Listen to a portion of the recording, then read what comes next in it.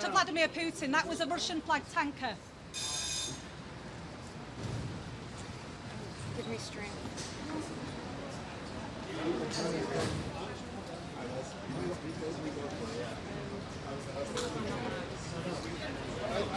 Are we going to reset this? I have nothing to say, so unless you have a question, you asked me to do this. Were you? Sir, what should happen to Greenland?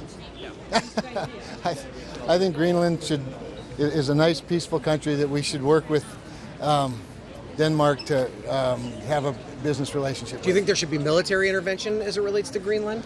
I don't think there should be, and I don't think there will be. But.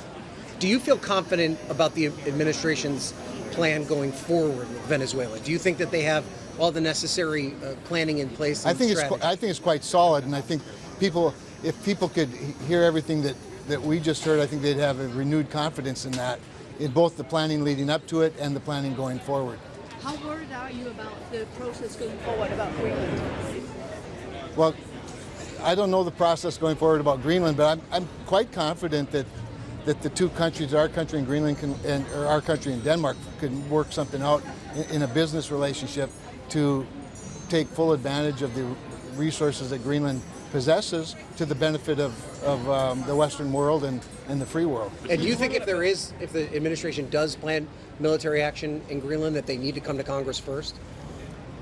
I personally have a hard time believing that that's even a possibility. But why did they not take it off the table? I mean, Caroline Leavitt put a statement I thought Caroline Leavitt's statement, quite honestly, was simply a statement of fact at the end of a longer statement in the context that you're talking about. Her statement at the end of that statement was simply a statement of fact of the powers of the Commander-in-Chief of the United States military. So, I mean, I get that you want to attach that to some sort of intent.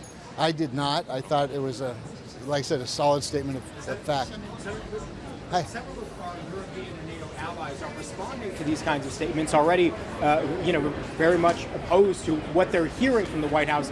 So isn't that in itself a problem, even if the White House isn't serious about military action? Several of our friends think they are.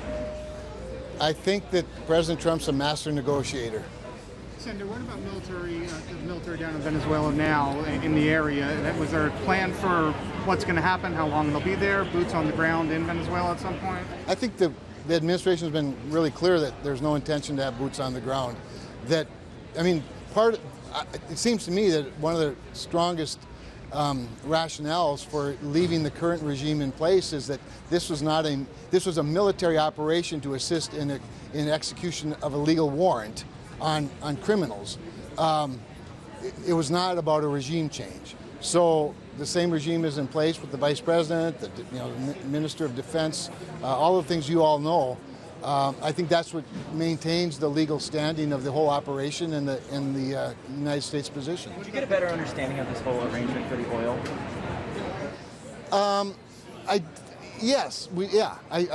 did, and it's somewhat encouraging. But you know me, when people wonder when major corporations like Chevron, Exxon, Conoco, Marathon are looking for places to invest in oil discovery, I have a really good spot in North Dakota for all of them.